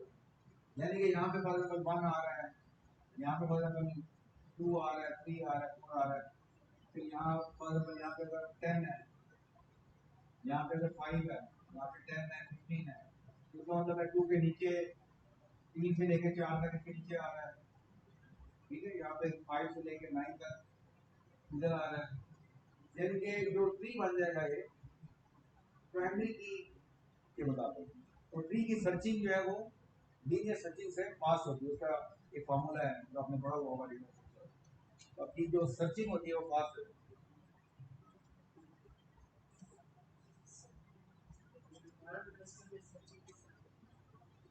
नहीं नॉन क्लस्टर्ड में भी सर्चिंग होती है, नॉन क्लस्टर्ड में ट्री सेपरेट बनता है। यानी डेटा इसका ऑर्गेनाइज नहीं है, इसका ट्री सेपरेट बना है, इसमें डेटा ही ट्री की फॉर्म में यानी कि यहाँ पे 1 पे पूरी रो होगी, ये 2 पे पूरी रो होगी, यहाँ पूरी रो होगी, एक्चुअल डेटा पड़ा होगा। पूरा टेबल का डेटा इस तरीके से आ रहा है, हमें तो नजर आ रहा है वो टेबल टेबुलर फॉर्म में, बैकएंड में वो ट्री बना होता है। लेकिन अगर नॉन क्लस्टर्ड टेक्स्ट क्रिएट करेंगे तो उसका सिर्फ उनके कस्टमर नेम पे नेम 1 नेम 2 इसका नेम के ऊपर ट्री बन जाएगा और ये नेम आगे यहाँ पर नेम 1 यहाँ पर है तो यहाँ पे भी वो होगा। तो जैसी नेम यहाँ से सर्च करेगा और वो एक्चुअल डेटा में पहुंच जाएगा। इस तरीके से ये यानी बाय नेम सर्चिंग भी फास्ट हो जाएगी जब इंडेक्स क्रिएट करेगा। वो उसका ऑर्गेनाइज करने का तरीका ही है, क्योंकि आप डेटा को फिजिकली ऑर्गेनाइज एक ही तरीके से कर सकते हैं, मल्टीपल तरीकों से नहीं कर सकते, इसलिए क्लस्टरिंग टेक्स्ट एक ही क्रिएट होता है। बाकी फिर नॉन क्लस्टरिंग टेक्स्ट क्रिएट करके आप सेपरेटली बना देते हैं।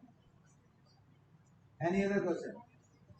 क्लस्टर के अंदर आपको टेबल आ जाए तो नॉन क्लस्टर का कोई वैल्यू आ जाए इसका। हाँ, सिंपल ट्री होता है जो समझे कि बाय नेम ट्री बनेगा, इन नेम्स के मुताबिक ट्री बनेगा, सेपरेट नेम नहीं होगा, पूरी रो डेटा नहीं होगा, इसे काम पड़े होंगे। इसके अंदर की के साथ पूरी पूरी रोज भी पड़ी है।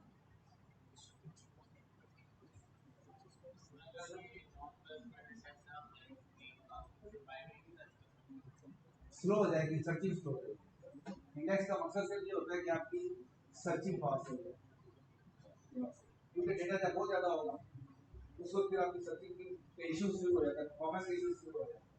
अगर छोटी डेटा मिली है 100-200 रिकॉर्ड पड़ा है, लाख का रिकॉर्ड पड़ा है तो कोई जरूरत नहीं है नॉन प्लस इंडेक्स में, लेकिन डेटा लाखों में पड़े हैं रोज, फिर परफॉर्मेंस के इश्यूज आ जाते हैं, फिर आपको इंडेक्स क्रिएट करना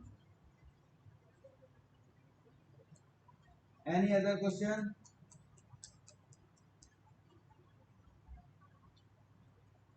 हजम हो गया?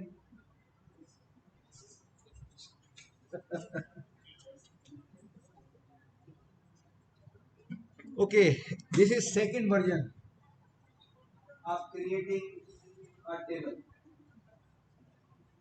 ये है second version 2 of customer tree table.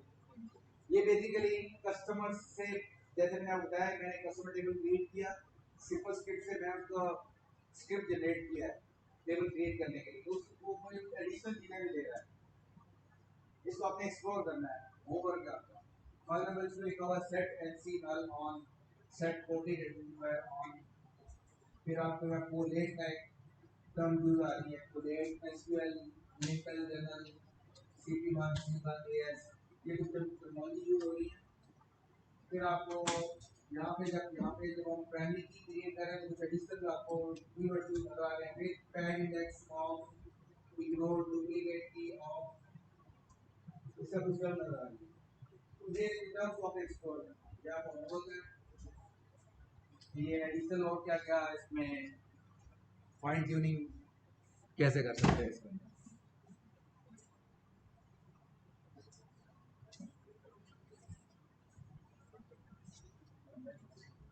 Let's see second example.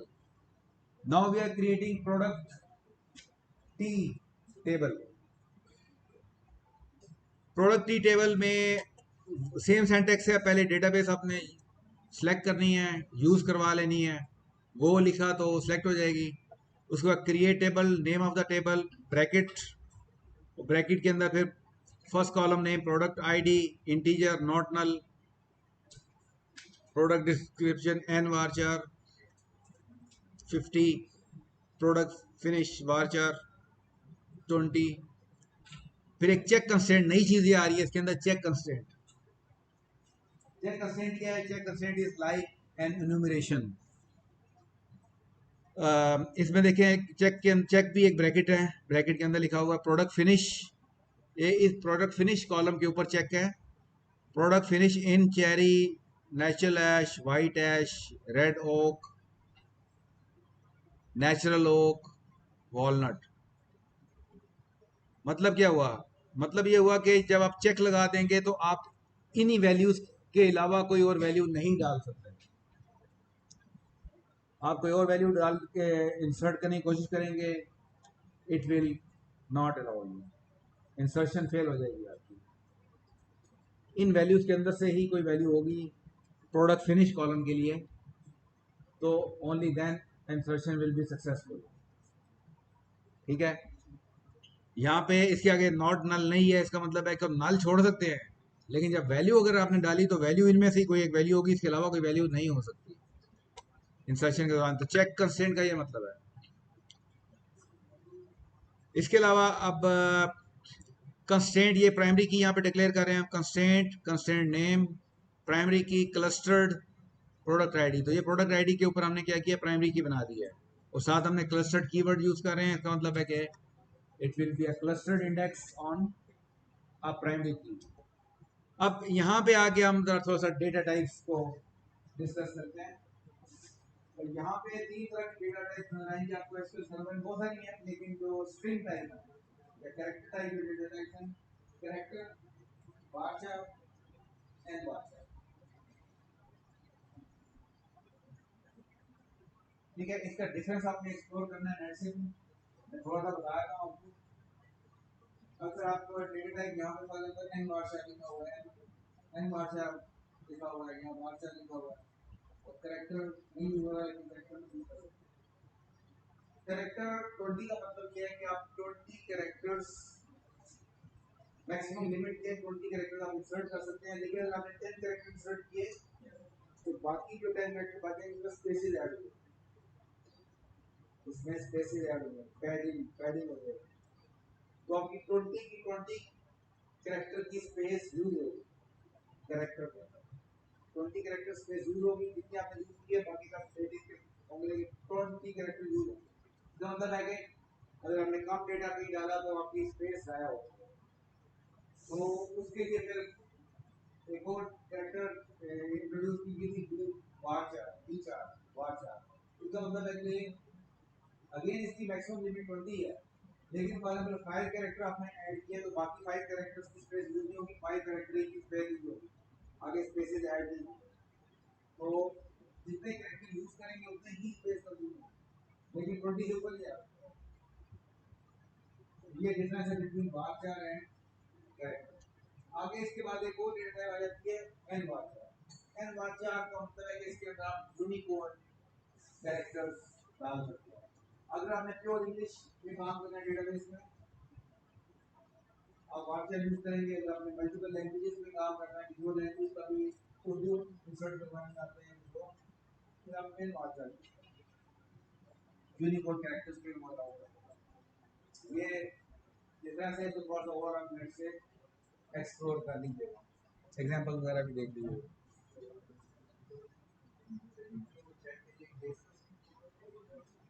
नहीं, इसके अंदर जो कीवर्ड्स है ना एसक्यूएल के अंदर, ये केस सेंसिटिव नहीं कौन है।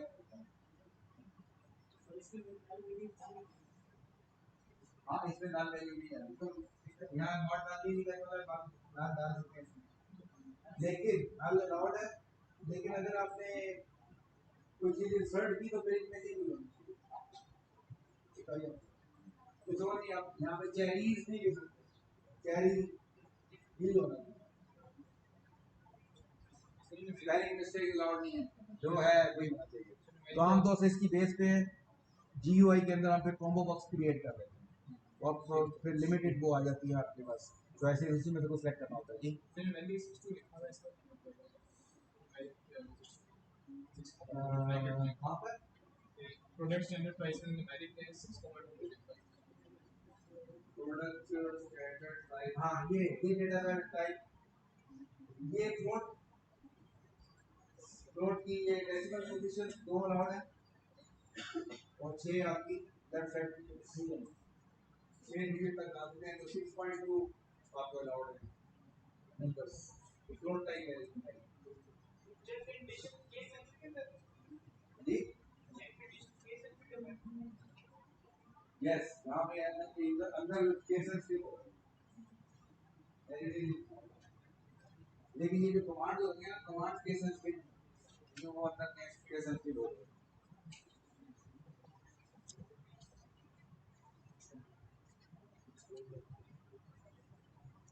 This is third example of order line tea table.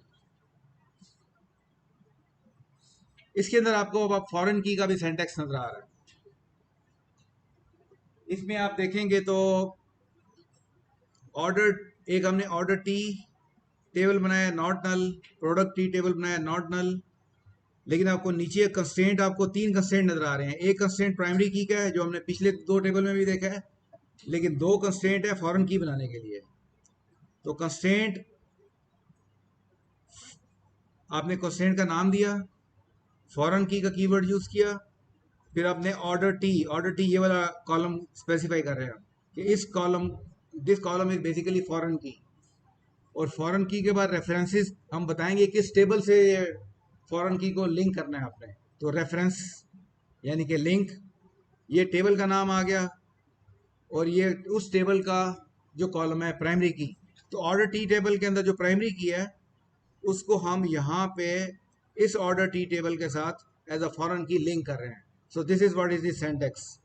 Constraint name foreign key, name of the column in the present table, references जिसका लिंक करना है आपने, table and the column name. And similarly जो दूसरा product T है उसका भी हमने फॉरेन की डिक्लेयर किया हुआ है। दोनों टेबल फॉरेन की है, लेकिन फिर हमने क्या किया है कि इन दोनों कॉलम्स को हमने कंपोजिट प्राइमरी की बनाया हुआ है। कंस्टेंट ऑर्डर टी प्राइमरी की clustered order ID comma product ID. तो ये क्या हुआ कि ये हमारी कंपोजिट प्राइमरी की बन गई है, ये हमारी कंपोजिट प्राइमरी की बन गई है। So it's a composite primary की, but here you can also see the constraint of a foreign key as well. Any question?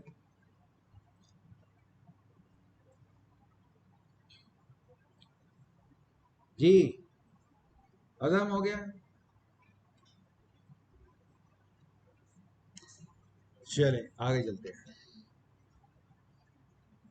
इसमें एक और डिफॉल्ट कीवर्ड भी इंटरेस्टिंग कीवर्ड है जो यहाँ पे यूज हो रहा है। यहाँ पे हमने ऑर्डर डेट एक कॉलम है, उसकी डेटा टाइप डेट है, और उस पर हमने कंस्टेंट डाल रहे हैं कि कंस्टेंट क्या है कि डिफॉल्ट वैल्यू का कंस्टेंट है कि अगर हमने इसमें डेटा एंटर ना किया तो करंट डेट इसमें ऑटोमेटिकली इंसर्ट हो जाएगी। करंट डेट जो भी जिस वक्त एंट्री करेंगे, इंसर्ट करेंगे, एंट्री क्रिएट करेंगे, उसी वक्त जो करंट डेट होगी वो इंसर्ट हो जाएगी। अगर आपने डेट खुद इंसर्ट ना की, इंसर्ट कर दी तो फिर वो डेट आ जाएगी, अदरवाइज करंट डेट इंसर्ट हो जाएगी। ठीक है, तो it's a constraint with the default keyword and get date. तो ये आपका एसक्यूएल सर्वर का सिंटैक्स है। It might be different for Oracle और अदर डेटाबेसेस।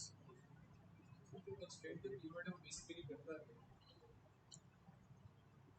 बहुत सारे काम कर रहा है, जैसे यहाँ पे प्राइमरी की डिक्लेयर कर रहा है, यहाँ पे आपका डिफॉल्ट डिक्लेयर कर रहा है। तो कोई एक काम नहीं कर रहा, बहुत सारे काम कर रहा है। डिक्लेरेशन के लिए यूज होता है। डिक्लेरेशन के लिए यूज हो रहा है, यहाँ पे आप देखें डिफॉल्ट के लिए यूज हो रहा है, यहाँ पे प्राइमरी की के लिए हो रहा है, यहाँ फॉरेन के लिए डिक्लेयर यूज हो रहा है। मुख्तलिफ काम कर रहा है। कुछ ऑटोमेट करनी हो तो उसके लिए हम कंस्ट्रेंट का यूज करेंगे यहाँ पे। नहीं नहीं, ऑटोमेट का नहीं है बस ये। तो हमने ऑर्डर आईडी और कस्टमर आईडी का कंस्ट्रेंट का वर्ड यूज नहीं किया। जरूरत नहीं है ना, यहाँ पे क्योंकि हमने डिफॉल्ट डिक्लेयर करना है इसलिए कंस्टेंट यूज किया है। यहाँ पे डिफॉल्ट वैल्यू उसने ऑटोमेटिकली डालनी है, तो इसलिए यहाँ पे कंस्टेंट कीवर्ड यूज करना पड़ेगा। अगर कुछ नहीं करना, खुद ही डेटा एंट्री करनी है तो आप कुछ नहीं डालेंगे। यहाँ भी कुछ नहीं किया, न्यूमेरिक वाले में भी कुछ नहीं किया हमने, यहाँ भी कुछ नहीं किया। तो डिफॉल्ट के लिए कंस्टेंट यूज करना है, प्राइमरी की के लिए करना है, फॉरेन की के लिए करना है। तो ये तीन एग्जांपल तो देख लिए आपने यहाँ पे करना है, जिसके लिए कंस्टेंट यूज हो रहा है।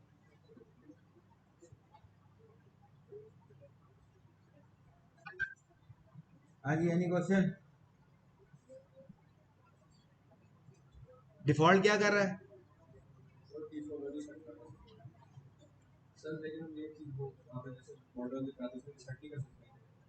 मतलब जैसे कैस्केडिंग वगैरह तो इसकी ऑप्शन नहीं होगी टेबल से भी आप जीयूआई के थ्रू बताओ। जीयूआई के जरिए तो जो मर्जी करें आप, वो तो आप कॉम्प्लेक्स काम कर सकते हैं ना। जीयूआई के जरिए तो आप बहुत कॉम्प्लेक्स किस्म के काम कर सकते हैं। ये तो अभी इससे भी काफ़ी सारी आप कॉम्प्लेक्स थ्योरीज लिख सकते हैं। अभी ऐसा ऐसा ये, और मैं बेसिक्स बता रहा हूँ, लेकिन ऐसा ऐसा ही कॉम्प्लेक्सिटी बढ़ती है, और देखेंगे चीज़ें आगे कॉम्प्लेक्स होती जाएंगी। अब आ जाएं, टेबल को ऑल्टर कर सकते हैं। टेबल में कोई आपने स्ट्रक्चरल चेंजेस करनी है, टेबल में अगर आपने स्ट्रक्चरल चेंजेस करनी है, then you are required to use alter table command. तो इसमें कुछ एग्जांपल नजर आ रही है। पहली एग्जांपल है जो येलो हाईलाइट के साथ है। हम क्या कर रहे हैं, अल्टर टेबल कस्टमर टी, ये टेबल का नाम है। Add cell number, cell number will be a column, और उसकी डेटा टाइप बता रहे हैं वार्चर 2। तो क्या होगा इसमें, एक जो टेबल एग्जिस्टिंग टेबल है उसके अंदर एक नया कॉलम क्रिएट हो जाएगा सेल नंबर के नाम से। This is one example of alter table. Second example देखें जो कि स्काई ब्लू कलर में है। अल्टर टेबल कस्टमर टी, यही वाला टेबल है। ऐड कंस्टेंट, तो हम क्या कर रहे हैं कि एक कंस्टेंट ऐड कर रहे हैं ऑफ अ डिफॉल्ट वैल्यू। और डिफॉल्ट वैल्यू क्या है कि इसके अंदर अगर हम सेल नंबर एंटर नहीं करते, फॉर सेल नंबर का मतलब है इस कॉलम ही की बात कर रहे हैं, इस कॉलम को फर्दर हम मॉडिफाई कर रहे हैं। तो हम कह रहे हैं कि सेल नंबर में अगर कोई वैल्यू नहीं डालते हम, तो 8 जीरो डाल जाएं। अगर हम खुद वैल्यू नहीं डालते तो बाय डिफॉल्ट 0008 उसके अंदर इंसर्ट हो जाए खुद ब खुद। तो डिफॉल्ट वैल्यू का एक कंस्टेंट लगा रहे हैं। अगेन, अगर कोई कंस्टेंट हमने किसी कॉलम पे लगाना है तो we have to use the command alter table. तो एक एग्जांपल ये हो गई अल्टर टेबल की, एक एग्जांपल ये हो गई। इसी तरीके से आप कोई कॉलम ड्रॉप करना चाहते हैं, अल्टर टेबल, टेबल का नाम, ड्रॉप कॉलम सेल नंबर। तो अगर कोई कॉलम कम ड्रॉप करना है तो again you can use the command of alter table. ठीक हो गया। और साथ ही आप अगर देखें एक और टेबल अगर आपने ड्रॉप करना है, डिलीट करना है, तो डिलीट टेबल की कमांड नहीं होती है एसक्यूएल में, ड्रॉप टेबल की कमांड होती है। So it's a command of drop table and name of the table semi colon. तो दो तरह की आपको यहाँ पे एग्जांपल नजर आ रही है, टेबल को ऑल्टर करने की, चेंज करने की, या टेबल को ड्रॉप करने की आ रही है।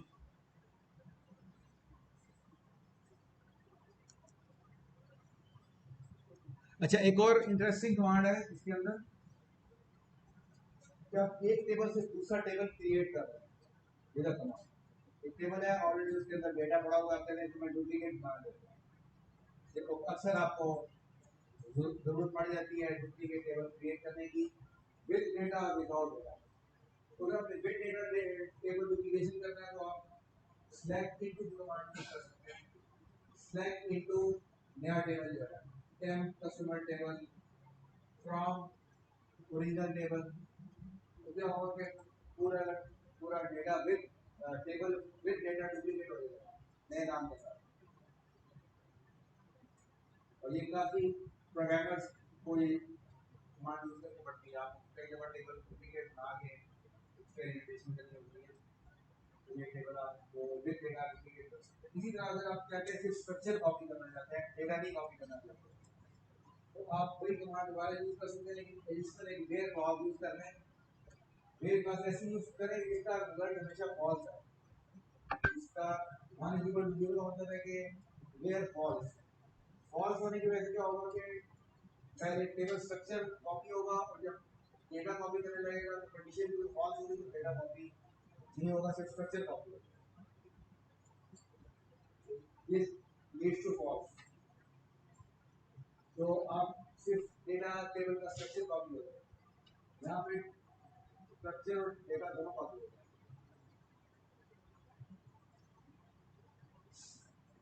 हाँ जी, एनी क्वेश्चन? तो डेटा बना तो भी बन जाएगा जी हमारी स्ट्रक्चर का पूरे कैलकुलेट में नहीं आ जाएगा सब टेबल, क्योंकि उसमें भी खाली टेबल का वही होता है, स्ट्रक्चर ही होता है किसी भी टेबल। दोबारा मैंने क्या है? हम लोग जो बगैर डेटा को कॉपी करना तो ये चीज़ व्यू में नहीं आ जाएगी, क्योंकि टेबल को कॉपी नहीं नहीं व्यू नहीं, ये सेव हो जाएगा।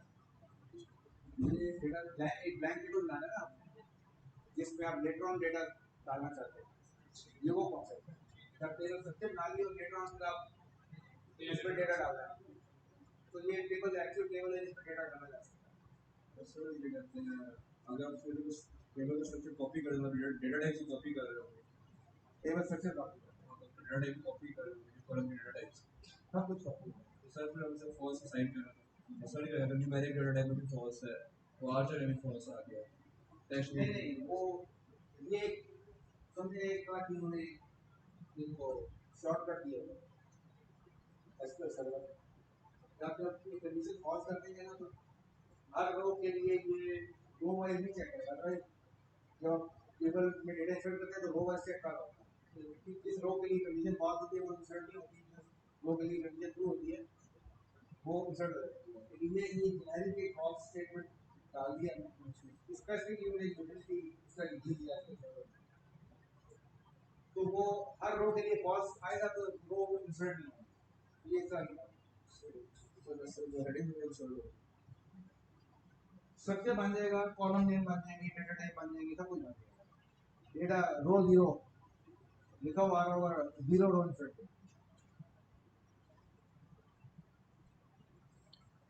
अच्छा, अब इसमें एक टेम्पररी टेबल का कॉन्सेप्ट भी होता है। टेम्पररी टेबल के लिए हम दो तरह के टेम्पररी टेबल होते हैं, local temporary table and global temporary table. Local temporary table करते हैं तो टेबल का नाम वैसे यूज करते हैं लेकिन साथ में हैश कीवर्ड यूज करते हैं। और अगर ग्लोबल टेम्पररी टेबल बनाना है तो हम डबल हैश कीवर्ड यूज करें, बाकी सेंटेंस वही है, बाकी सेंटेंस वही है। तो अब क्या होगा कि यहाँ पे पूरा डेटा एक टेम्पररी टेबल में इंसर्ट हो जाएगा, पूरा टेबल बन जाएगा। तो फिल्टर लगाना चाहते हैं फिल्टर लगा सकते हैं, इसका कमांड इंसर्ट फिल्टर देखेंगे, फिल्टर लगा के आप एक सबसेट वाला टेबल भी बना सकते हैं, फुल टेबल भी बना सकते हैं, कम रोज वाला सबसेट, कम रोज वाला टेबल, कम कॉलम वाला टेबल, सारे काम आप कर सकते हैं टेम्पलेट टेबल। हम तो सिर्फ पुरानी जब आप कर रहे होते हैं फ्रंट एंड डेवलप कर रहे होते हैं तो आपको कई दफा बस टेबल कैलकुलेटली बनाने पड़ते हैं डेटा को एनालाइज करने के लिए, डेटा को टेम्परेरी एक जगह पे ला के फिर वहाँ से आगे पुल करने के लिए जब आपको टेम्परेरी टेबल क्रिएट करने पड़ते हैं। टेम्परेरी टेबल बनाने का फायदा ये होता है कि आपको एक्सप्लिसिटली ये डेट नहीं करना पड़ता, ये खुद ही डिलीवर हो जाएगा। जब आप सेशन क्लोज करेंगे इट विल बी ये। अब यहाँ पे देखिए लोकल और ग्लोबल में डिफरेंस क्या है। Local table is visible only to SQL server session that created it and it deleted when session is closed. जब आपने उस डेटाबेस को कनेक्ट किया जैसे डिस्प्ले करेंगे डेटाबेस में जैसे क्लोज होगा तो वो टेम्पलेट टेबल हो जाएगा, आपको एक्सप्लिसिटली देख नहीं सकता। और ग्लोबल में क्या है, ग्लोबल में ये है कि it is visible to SQL server sessions and is deleted when last session after referencing table is closed. और जब आपने मल्टीपल सेशंस खोले हुए हैं जब आखिरी सेशन क्लोज होगा तो तब भी ग्लोबल बना और ये है कि डिफरेंट सेशन आपने खोला हुआ है और हम मल्टीपल डेटाबेस पे काम कर रहे हैं, एक डेटाबेस में आ गए टेबल डेटा इन्वॉल्व लेके आ रहे और मल्टीपल सेशन खोले हुए हैं तो उसको ग्लोबल होगा, आखिरी सेशन में क्लोज होगा तब क्लोज होगा, ठीक हो जाएगा वो ऑटोमेटिक। ये एक डिफरेंट सेशन में काम कर रहे हैं तो नहीं होगा, दिस व्हाट द डिफरेंस है हैश एंड डबल हैश।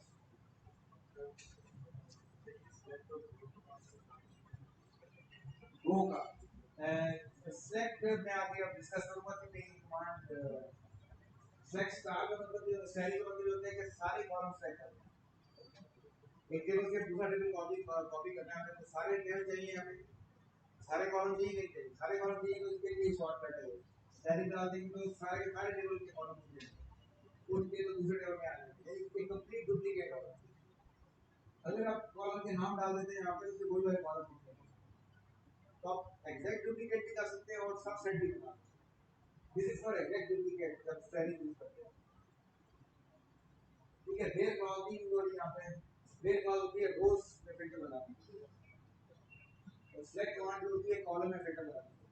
ये आगे मैं डिस्कस करता हूँ। दो कमांड से ये होता है कि आपका ये सेपरेटली एग्जीक्यूट होगा, वो से एग्जीक्यूट हो जाएगा, फिर जैसा काम करके आप रिकमेंडेड है कि एक काम करना है, अगर बैचेस काम करना है ये काम हर काम एसक्यूएल की दो वो पार्ट एग्जीक्यूट होगा फिर अगला पार्ट एग्जीक्यूट होगा वो के ये मकसद है।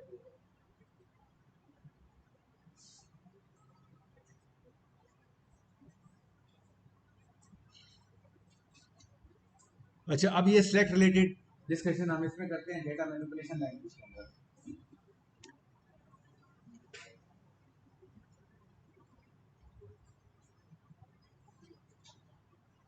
सबसे पहले इंसर्ट की कमांड।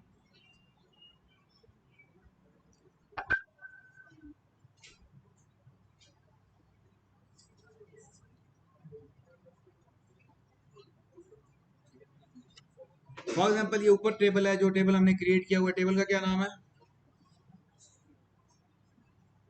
क्या नाम है बेटा टेबल का?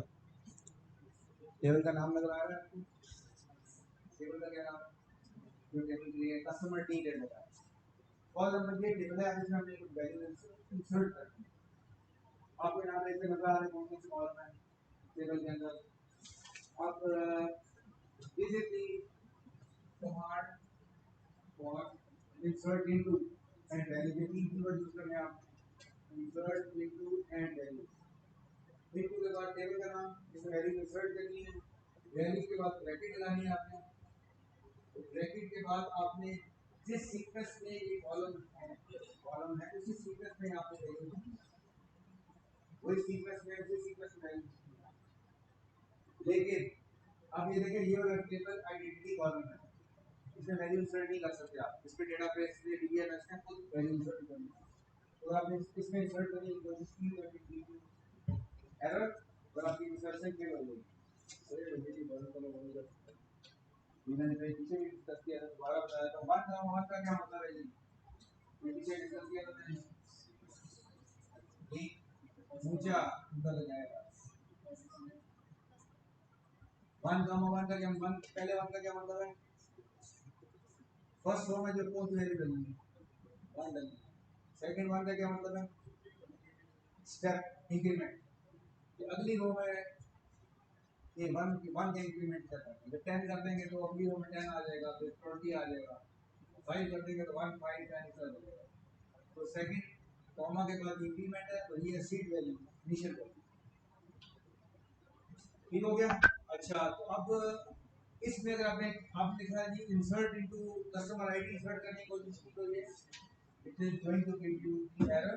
तो अपने ये स्किप करके यहाँ से शुरू करना है। Customer name, contemporary casuals, customer address, ये वाला। और ये आपकी अगर आपने स्ट्रिंग यूज करनी है तो फिर सिंगल कोट या डबल कोट में लिखेंगे वैल्यू। स्ट्रिंग यूज करनी है तो सिंगल या डबल कोट के अंदर लिखेंगे। या आगे दूसरी स्ट्रिंग, ये सारे वाचर। और अगला आ गया कस्टमर सिटी, फिर आ गया कस्टमर स्टेट, और फिर आ गया कस्टमर पोस्टल एड्रेस। तो ये सीक्वेंस आपने, जो कॉलम का सीक्वेंस है वही सीक्वेंस यहाँ पर होना चाहिए, वरना वैल्यूज आगे निकल जाएंगे। तो this is a simple syntax. इससे जब इंसर्ट करेंगे तो एक रो इंसर्ट करेंगे, एक रो इंसर्ट करेंगे। अगर मल्टीपल रो इंसर्ट करनी है तो इसका मतलब इंसर्ट कमांड आपको बार-बार करनी पड़ेगी।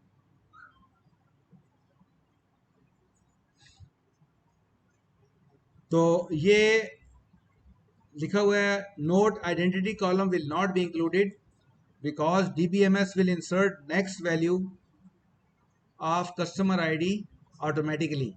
तो कस्टमर आईडी यहाँ नहीं डालना आपने। कस्टमर आईडी की वैल्यू 1 2 डाला तो एरर आ जाएगी, इंसर्ट विल फेल। अगली एग्जांपल देखें।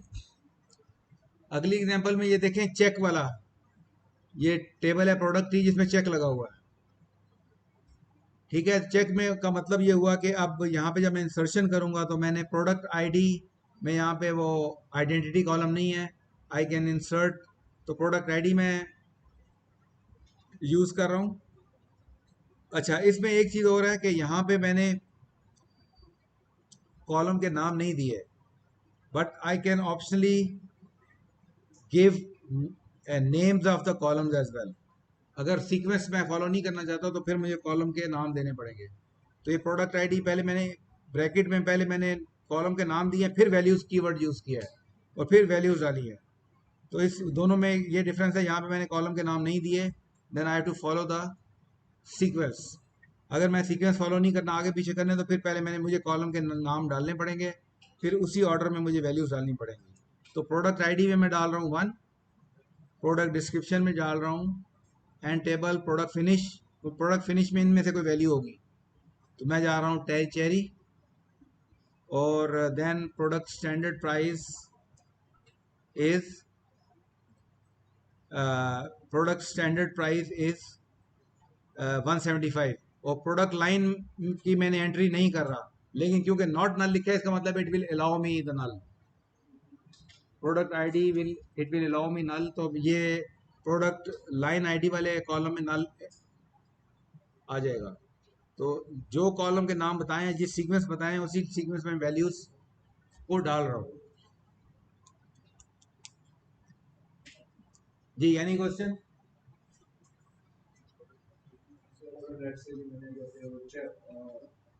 जो प्रोडक्ट फिनिश है उसे नल करना होगा, तो क्या नल कितना एक्सप्लिसिट? हाँ, आप वैल्यू ना डालें, आप प्रोडक्ट फिनिश निकाल दें, यहाँ से क्योंकि कॉलम एक्सप्लिसिटली डिफाइन करें तो डाल दें अच्छे से। तो वैल्यू वो अगर फॉर्म में तो इसमें ही कर सकते हैं, नहीं कर सकते, नहीं करेंगे तो आपने वो फॉलो करना है कौन सी है। अगर आपने कुछ चीजें एक्सप्लिसिटली डाली तो कॉलम के नाम पहले बता दें, उसको बता दें सर्च करें।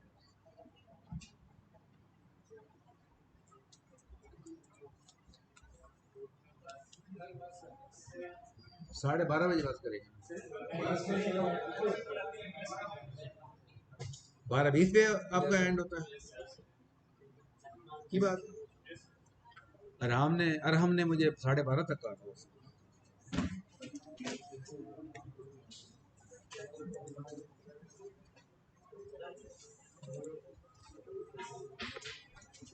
ये आपका अटेंडेंस करनी है मैंने।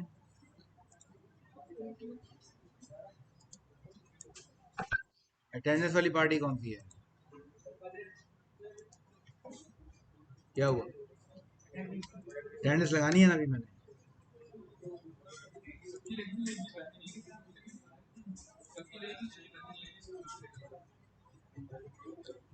नहीं, मैं नई अटेंडेंस, चलो मैं ये वाली सबकी लगा देता हूँ, लेकिन ये है कि